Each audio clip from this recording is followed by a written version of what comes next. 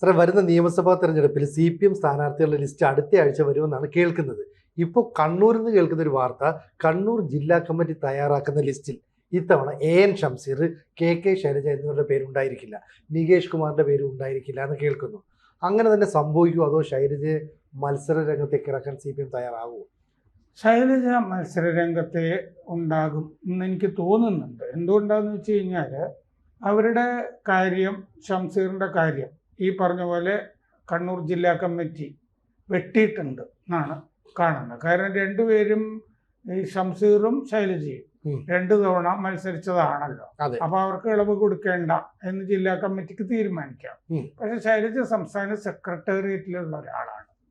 അപ്പോ മുകളിൽ നിന്നുള്ള തീരുമാനം എന്ന് പറഞ്ഞാൽ അവര് ഉള്ള ഘടകം ശരിക്കും ഇപ്പൊ സംസ്ഥാന സെക്രട്ടേറിയറ്റ് ആണല്ലോ, ജില്ലാ കമ്മിറ്റിയുടെ മുകളിലല്ലേ.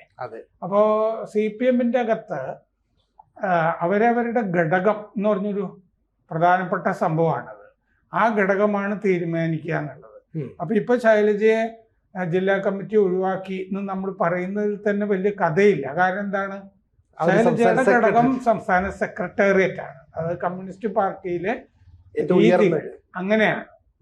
ഉയർന്ന ഘടകത്തിൽ നിൽക്കുന്ന ഒരാളെ ജില്ലാ കമ്മിറ്റിക്ക് ഒന്നും ചെയ്യാൻ പറ്റില്ല. അപ്പോൾ അത് ആ ഒരു ഇളവ് സംസ്ഥാന സെക്രട്ടേറിയറ്റിൽ ഉണ്ടാകും എന്നാണ് കരുതുന്നത്. അപ്പോൾ മട്ടന്നൂരിൽ അവർ തന്നെ സ്ഥാനാർത്ഥിയാകാൻ അവർക്ക് നല്ല ഭൂരിപക്ഷം ഉണ്ടായിരുന്നല്ലോ. അപ്പോൾ അവർ തന്നെ മന്ത്രിസ്ഥാനത്ത് നിന്നൊക്കെ വെട്ടിയെന്നൊക്കെ ഉള്ളത് ശരി. മാത്രമല്ല, കഴിഞ്ഞ തവണ അവരെ വെട്ടിയതാണ് ജില്ലാ കമ്മിറ്റി. കാരണം EP ജയരാജനെയാണ് മട്ടന്നൂര് തീരുമാനിച്ചിരുന്നത്. അവര് പിന്നെ അവിടെ മറ്റേ ജില്ലയിൽ തന്നെ കമ്മിറ്റിയുടെ അകത്ത് തന്നെ ഫൈറ്റ് ചെയ്ത്, ജില്ലാ കമ്മിറ്റിയിൽ തന്നെ ഫൈറ്റ് ചെയ്ത്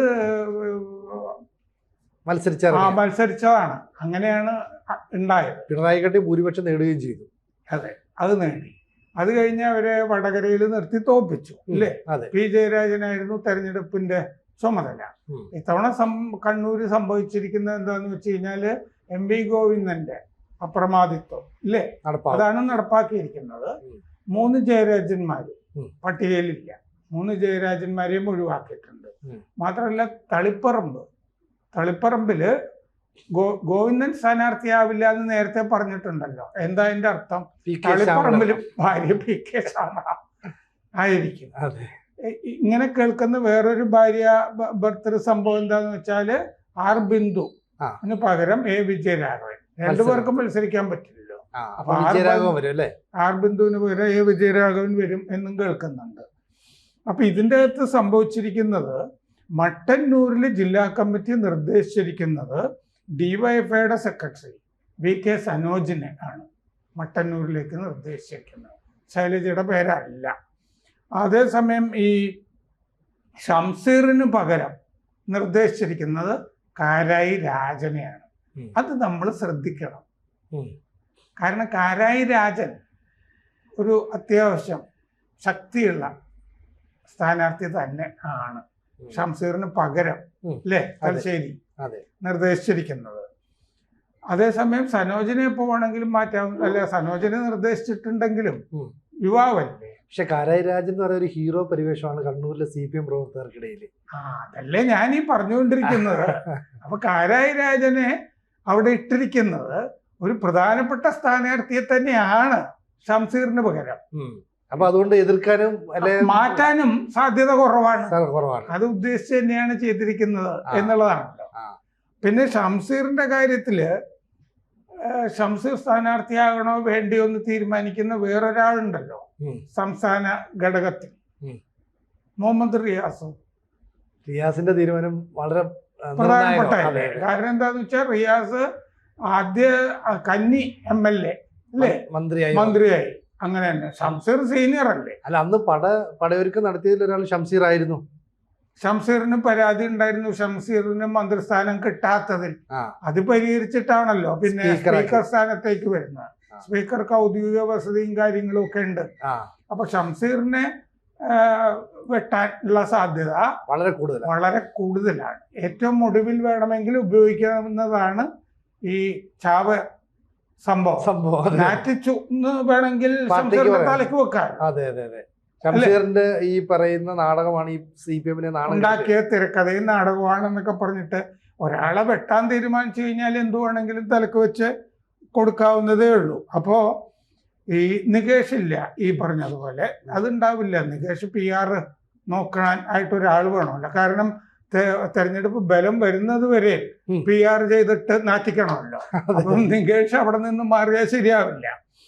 അപ്പോൾ ഈ ഇങ്ങനെയാണ് പയ്യന്നൂരിൽ മറ്റേ TI മധുസൂദനൻ തന്നെ ഗോവിന്ദന് താല്പര്യമുള്ള ഒരാളാണ്. അപ്പൊ TI മധുസൂദനൻ മത്സരിക്കുമ്പോൾ സംഭവിക്കുന്നത് എന്താണ്? കുഞ്ഞികൃഷ്ണൻ സ്ഥാനാർത്ഥിയാവും. കുഞ്ഞികൃഷ്ണൻ സ്ഥാനാർത്ഥിയാവും. കാരണം കുഞ്ഞികൃഷ്ണൻ ഇന്നലെ പറഞ്ഞിരുന്നു അത് വരട്ടെ, അപ്പൊ ഞാൻ തീരുമാനം പറയാം എന്ന് പറഞ്ഞാൽ ഞാൻ മത്സരിക്കുന്നില്ല എന്ന് കുഞ്ഞികൃഷ്ണൻ പറഞ്ഞിട്ടില്ല. സൂചന തന്നെയാണ്. മാത്രമല്ല അദ്ദേഹത്തിന് അദ്ദേഹവുമായി ബന്ധപ്പെട്ടവരുടെ വീട്ടിലൊക്കെ റീത്ത് വെക്കുന്നുണ്ടല്ലോ. അതെ, മാത്രമല്ല UDFന്റെ ഒരു പിന്തുണ അദ്ദേഹം എപ്പോഴും ഉറപ്പിച്ചിട്ടുണ്ടാവും. അതെ അതെ, UDF വേറെ കാൻഡിഡേറ്റിന്റെ ആവശ്യമില്ലല്ലോ. അതൊരു ഘട്ടം വരുമ്പോ അദ്ദേഹത്തിന് ജീവൻ സംരക്ഷിക്കാനും അദ്ദേഹം സ്ഥാനാർത്ഥിയാകുന്നതാണ് നല്ലത്. അപ്പൊ പയ്യന്നൂരിലൊരു പ്രധാനപ്പെട്ട മത്സരം ഉണ്ടാവും. ശൈലജ എനിക്ക് തോന്നുന്നത് സ്ഥാനാർത്ഥിയായിട്ട് തന്നെ. കാരണം എന്താന്ന് വെച്ചാൽ മുമ്പ് അച്യുതാനന്ദന്റെ സ്ഥാനാർത്ഥിത്വം വെട്ടിയപ്പോ വലിയ ബഹളം ഉണ്ടായില്ലേ എന്ന് പറഞ്ഞതുപോലെ ശൈലജ വെട്ടിക്കഴിഞ്ഞു കഴിഞ്ഞാൽ വലിയ ബഹളം ഉണ്ടാവും. സാർ, അതിനകത്ത് ശ്രദ്ധിക്കേണ്ട വേറൊരു കാര്യങ്ങളുണ്ട്. നമ്മൾ ഈ മുഖ്യമന്ത്രിയുടെ പൊളിറ്റിക്കൽ സെക്രട്ടറി ശശിയുടെ കാര്യം. ശശി ഇത്തവണ സ്ഥാനാർത്ഥിയാകുമെന്ന് നേരത്തെ മുതലേ കേട്ടിരുന്നു. അങ്ങനെ സ്ഥാനാർത്ഥിയാണെങ്കിൽ തന്നെ കണ്ണൂരിൽ എവിടെയായിരിക്കും മത്സരിക്കേണ്ടി വരുന്നത്. പക്ഷേ ഇപ്പോൾ ശശിയുടെ പേരെങ്കിലും കേൾക്കുന്നില്ല. ഒപ്പം P ജയരാജൻ, നേരത്തെ MV ജയരാജനെയും EP ജയരാജനെയും പോലെയല്ല, P ജയരാജനെ ഒതുക്കിയതാണെന്നുള്ളൊരു സംസാരം ഉണ്ടായിരുന്നു. അതുകൊണ്ട് P ജയരാജന് ഇത്തവണ എന്തായാലും ഒരു സീറ്റ് നൽകും എന്നുള്ള സാധ്യതയൊക്കെയാണ് പറഞ്ഞു കേട്ടത്. പക്ഷേ വളരെ കൃത്യമായിട്ട് CPMന്റെ ജില്ലാ കമ്മിറ്റി ചില ഓപ്പറേഷൻ നടത്തുന്നു. അത് MV ഗോവിന്ദന്റെ നിർദ്ദേശപ്രകാരമാണ് എന്ന് നമുക്ക് മനസ്സിലാകുന്ന തരത്തിലല്ലേ കാര്യങ്ങൾ പോകുന്നത്. എനിക്ക് ഒരു സംശയം ഉണ്ടായിരുന്നില്ല ഈ കാര്യങ്ങളിൽ. P ജയരാജനും മറ്റേ MV ഗോവിന്ദനും തമ്മിലൊന്നും. കാരണം MV ഗോവിന്ദനെ കിട്ടുന്ന സമയത്തൊക്കെ സംസ്ഥാന കമ്മിറ്റിയുടെ അകത്ത് വിമർശിക്കുന്ന ആളാണ് P ജയരാജൻ. ഇത് പുറത്തു വരുന്നുണ്ടാവില്ല, പക്ഷെ അകത്ത് അവർക്ക് ഉൾപാർട്ടി ജനാധിപത്യം എന്നല്ലേ പറയുക. കാരണം വളരെ ജൂനിയറായ ഒരാളെ എടുത്തിട്ട് സംസ്ഥാന സെക്രട്ടറി ആക്കി വച്ചിരിക്കുന്നതിൽ മറ്റേ 3 ജയരാജന്മാർക്കും അതൃപ്തിയുണ്ട്.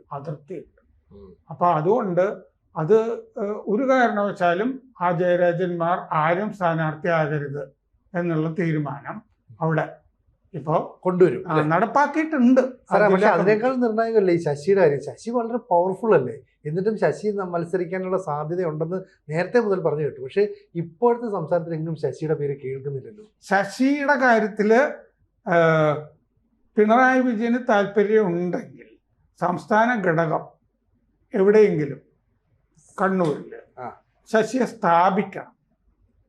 പക്ഷെ അതിനുള്ള സാധ്യതയും ഇന്നത്തെ കണ്ണൂർ പാർട്ടിക്കകത്ത് ഉണ്ടായിരിക്കുന്ന വിഭാഗീയത, കുറുമുന്നണി, ഇതൊക്കെ ഉണ്ട്. ആ സാഹചര്യത്തിൽ ശശി സ്ഥാനാർത്ഥിയാകാനുള്ള സാധ്യത വളരെ വിരളമാണ്. കാരണം ഈ ശശിയും കൂടി ഈ പട്ടികയിൽ നിന്ന് ഒതുക്കിയിട്ടുണ്ട് എന്നുള്ളത് മാധ്യമങ്ങൾ വേണ്ടത്ര ചർച്ച ചെയ്തിട്ടില്ലെന്ന് തോന്നുന്നു. പക്ഷെ അത് ചെയ്തിട്ടുണ്ട്. അതിന് അതിൻ്റെതായ കാരണങ്ങളും ഉണ്ട്. കാരണം അങ്ങനെ ഒരു അധികാര കേന്ദ്രം ജില്ലയിൽ വേണ്ട, മുഖ്യമന്ത്രിയുടെ ആഫീസിൽ മതി എന്ന് ജില്ലാ കമ്മിറ്റി ജില്ലയിൽ തീരുമാനിച്ചിട്ടുണ്ട്. അപ്പോൾ ആ സമയം വരുമ്പോൾ ആരോപണങ്ങളുണ്ട്. ഈ ആരോപണങ്ങളൊക്കെ വീണ്ടും ഉയർന്നു വരും തുടങ്ങിയ. കാരണം ഈ മറ്റേ CKP ഉണ്ടല്ലോ, പത്മനാഭൻ ഇടയ്ക്ക് UDF കൂടെ ചേരുവോ എന്നുള്ളൊരു സംശയം ഉയർന്നു വന്നത് ഓർക്കുന്നില്ല. അദ്ദേഹം പിന്നെ അത് നിഷേധിക്കുകയൊക്കെ ചെയ്തിരുന്നു. അപ്പൊ അതുമായി ബന്ധപ്പെട്ടതാണല്ലോ ഈ ശശിയുടെ പ്രശ്നം.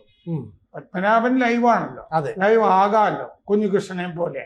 അപ്പൊ ശശിയെ ഒഴിവാക്കുന്നതാണ് ബുദ്ധി എന്നുള്ളത് ശശിക്കെതിരായ ചേരിയുണ്ടല്ലോ ജില്ലയിലെ, അവർക്കൊരു നിലപാട് കൊണ്ടുവരാം. വെട്ടാൻ തീരുമാനിച്ചാൽ വെട്ടാനുള്ള കരുക്കൾ ശശിക്കെതിരെ അവരുടെ കയ്യിലുണ്ട്.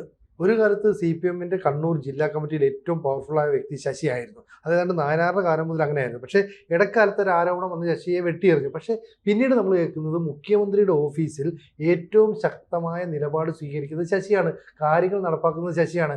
എന്നിട്ടും പിണറായി വിജയൻ എന്തിനായിരിക്കും ശശിയെ കൈവിടുന്നത്? സംസ്ഥാന സമ്മേളനത്തില് അദ്ദേഹം അവിടെ നിന്നുള്ള പ്രതിനിധി പോലും അല്ലായിരുന്നു. എന്നിട്ടും അദ്ദേഹത്തിനെ സംസ്ഥാന കമ്മിറ്റിയിലേക്ക് എടുത്തു ശശിയെ. അതെ, അതൊക്കെ കേട്ടുകേൾവിയില്ലാത്തതാണ്.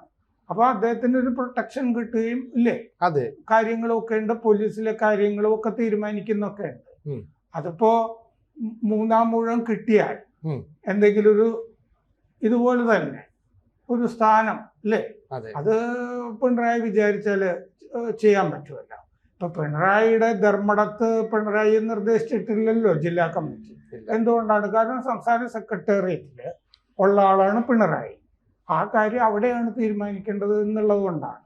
അത് ശൈലജയുടെ കാര്യത്തിലും അങ്ങനെ എന്ന് വേണം ഇപ്പോൾ കരുതാൻ. അതാണ് ഞാൻ പറയുന്നത്. കൂടുതൽ വാർത്തകളും വിശേഷങ്ങളും നിങ്ങളിലേക്ക് എത്താൻ ABC മലയാളം സബ്സ്ക്രൈബ് ചെയ്യുക, ബെൽ ബട്ടണും അമർത്തുക.